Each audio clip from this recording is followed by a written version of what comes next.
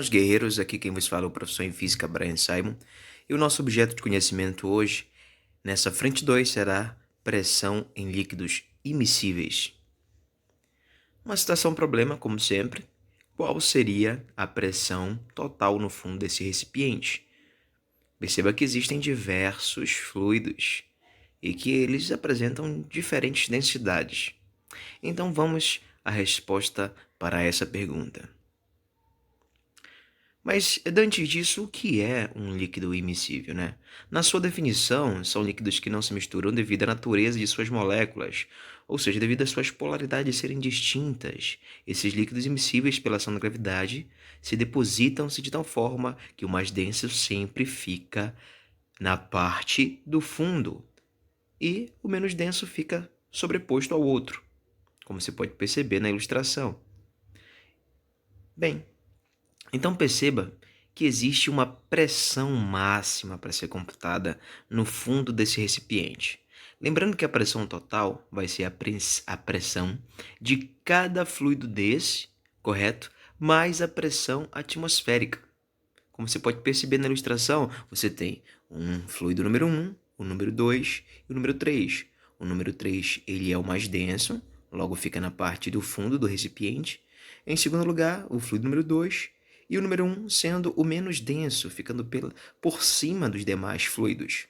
Não esqueça, eu tenho uma pressão total a ser computada, a pressão hidrostática de cada fluido, do fluido número 1, do fluido número 2, do fluido número 3, mais a pressão atmosférica. Só lembrando que essa pressão ela depende diretamente da densidade, da aceleração da gravidade e da altura da coluna do fluido. E um grande detalhe, mas se esses líquidos estiverem em um tubo em forma de U? Um tubo em forma de U, onde eu coloco os fluidos e eles chegam ao estado de equilíbrio, como você pode perceber na ilustração à direita. Então, perceba que no ponto 1 e 2 eu posso traçar uma linha e essa linha é o meu nível de equilíbrio. Eu posso dizer que a pressão no fluido A é igual à pressão no fluido B. Lembrando que essa pressão é a pressão total.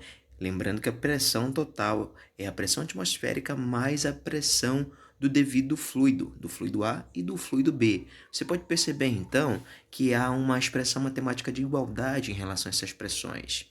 Perceba, então, ali em cima, é pressão atmosférica mais a pressão do primeiro fluido, do fluido A, onde essa pressão hidrostática do fluido A é a multiplicação da densidade, de sua densidade, da aceleração da gravidade e da altura da coluna desse fluido, igual à pressão atmosférica mais a densidade do fluido B vezes a aceleração da gravidade vezes a altura da coluna do fluido B. No primeiro e no segundo membro da equação, você percebe que existem variáveis iguais, então serão simplificadas. Pressão atmosférica e aceleração da gravidade, tanto no primeiro membro quanto no segundo membro. Logo, a expressão matemática para esses fluidos em equilíbrio será a densidade do A, coluna do fluido A, igual à densidade do B, coluna do fluido B. Pronto, temos então uma relação de proporção entre esses dois fluidos. Vamos então a uma atividade, uma não, mas várias atividades que nós vamos destrinchar aqui para você perceber a aplicabilidade desse objeto de conhecimento. Em um laboratório, as substâncias são idênticas no rótulo, pelo nome e por algumas propriedades químicas, no intuito de descobrir qual a substância armazenada num frasco no qual o rótulo foi retirado. Um estudante aplicado de física propôs um experimento. Foram colocados num sistema constituído de vasos comunicantes, o líquido desconhecido e álcool.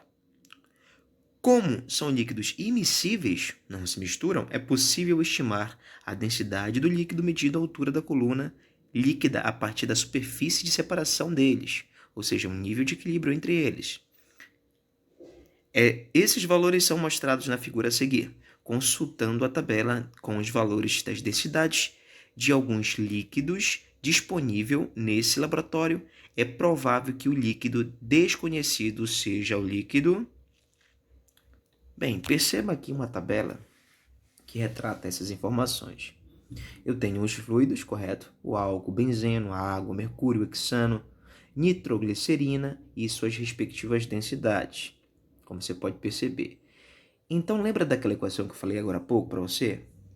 A densidade do fluido A multiplicado pela coluna desse fluido A, que é igual à densidade do fluido B multiplicado pela altura da coluna do fluido B.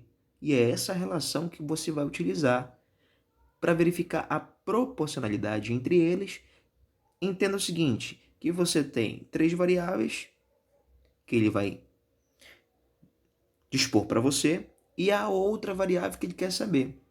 Vamos então à resolução para você compreender aqui rapidinho.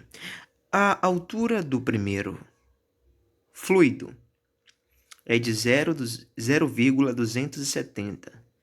O álcool tem uma altura, tem uma coluna de 0,270 metro. Já esse segundo é igual a 0,237. Temos esse fluido desconhecido, queremos saber qual desses aqui é esse fluido desconhecido. Bem, então você vai pegar a densidade do álcool multiplicado pela sua coluna igual a altura daquele fluido desconhecido, a altura da coluna do fluido desconhecido, multiplicado por essa densidade. Quando você achar a densidade, você vai fazer a comparação na tabela. Ótimo! Então fica assim, 0,79 vezes 0,270 igual à densidade desse fluido desconhecido multiplicado pela sua altura dentro do tubo. Isolando a variável, a densidade do fluido desconhecido é igual a 0,9 grama por centímetro cubo. Podemos então dizer que agora temos uma densidade e a densidade representada pela substância benzeno. Tranquilo? Não esqueça, sempre que você vê 2 fluidos em um tubo U, eles são emissíveis, você vai fazer a seguinte proporção entre eles. A densidade do A multiplicado pela coluna do fluido A é igual à densidade do B multiplicado pela coluna do fluido B. Perfeito. Mais uma atividade. O sistema de vasos comunicantes da figura contém água em repouso e simula uma atuação que costuma ocorrer em cavernas. O tubo A representa a abertura para o meio ambiente exterior e os tubos B e C representam ambientes fechados, onde o ar está aprisionado. Sendo PA a pressão atmosférica ambiente, PB e PC as pressões do ar confinado nos ambientes B e C, pode-se afirmar que é válida a relação de... Você vai analisar a linha do nível de equilíbrio entre esses fluidos e vai responder.